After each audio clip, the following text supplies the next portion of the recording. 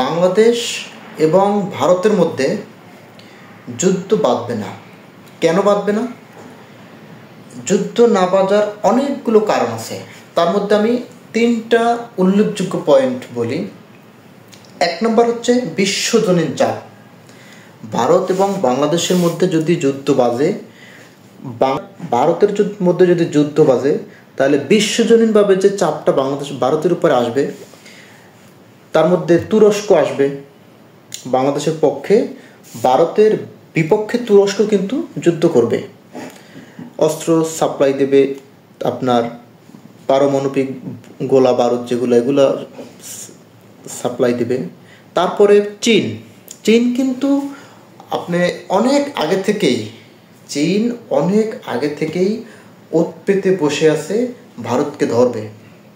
তো কোনো কারণে যদি ভারত আর বাংলাদেশের সাথে লাগে, সেক্ষেত্রে চীন কিন্তু সরাসরি ভারতের উপর অ্যাটাক করবে। এটা কিন্তু মেইন পয়েন্ট। এরপরে ওদিকে পাকিস্তান আছে।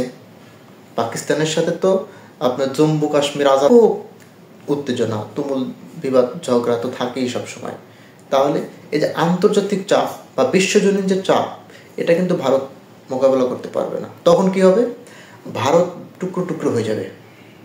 ভারতের যে 7 সিস্টার বা অন্যান্য যে অঙ্গরাজ্যগুলো স্বাধীনতা চায়, এরা কিন্তু তখন স্বাধীন হওয়ার জন্য কিংবা বিচ্ছিন্ন হয়ে যাওয়ার জন্য একটা সুযোগ পাবে। তারপর 2 নম্বর যে পয়েন্ট, জনসংখ্যাগত